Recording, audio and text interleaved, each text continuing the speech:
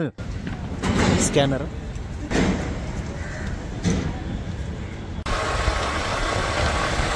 तर काय विषय मित्रांनो, निवांत ना? हा, निवांतच असलं पाहिजे, उगाचच लोड घेऊन कोणाचं भलं झालेलं आहे. सो स्वागत आहे तुमचं पुन्हा एकदा माझ्या चॅनलवरती, ज्याचं नाव आहे विशाल आडाले व्लॉग्स. आणि आजचा जो काय आपला व्लॉग असणार आहे तो एकदम सडन ब्लॉग असणार आहे.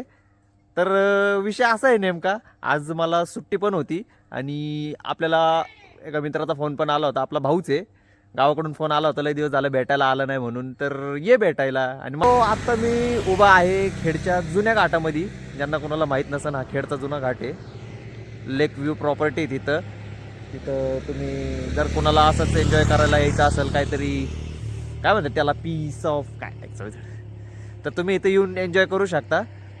भोसरीमधून निघालो आहे, तर इथपर्यंत येऊच तर मला कुठं थांबू, कुठं काय शूट करू, काय नाही, कुठं थोडंसं दोन शब्द बोलता येईल ह्या व्लॉगमध्ये तुमच्यासोबत, त्याच्यासाठी वाट बघत होतो. पण फायनली मला आठवलं खेडचा जुना घाट बंद झाला आहे. तर हा जो घाट आहे, हा जुना घाट आहे जो यांनी बंद केला आहे आणि तिकडून मोठा रस्ता केलेला आहे, मोठा हायवे केलेला आहे, तिकडं वाहतो. हा एकदम कमी, एकदम क्वचित लोक इथून ये जा करतात. सो चला, सोबत राहा, मी तुम्हाला हळूहळू एक एक अपडेट देत राहीन. Let's go. तर मी कुठं चाललो आहे तर तुम्हाला मी सांगितलंच नाही. तर मी चाललो आहे आत्ता पांचाळेला. पांचाळे हे एक गाव आहे आणि बऱ्याच जणांना माहितीच असेल, पण ज्यांना कोणाला माहीत नाही त्यांना एक छोटीशी हिंट देतो. पांचाळे हे गाव डिंबे धरण, तुम्हाला जर डिंबे धरण माहीत असेल, त्या डिंबे धरणाच्या बॅक साईडला डोंगरांमध्ये बरेच गाव आहेत, त्याच्यामधलं एक गाव आहे पांचाळे. तर मी तिथं चाललेलो आहे. जास्त बडबड न करता आता मी निघतो, कारण की आता सूर्य पण खाली खाली होत चाललाय. मला अजून बऱ्याच पुढं जायचं आहे. सोबत राहा, व्लॉग एन्जॉय करा आणि बस एवढंच.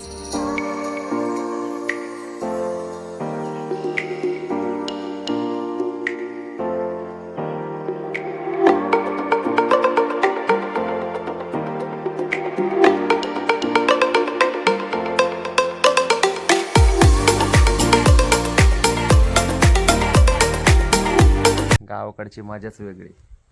असं एकांत निवांत.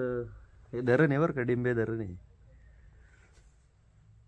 तर आता सकाळी झाली, आज उठायला थोडासा उशीरच झाला.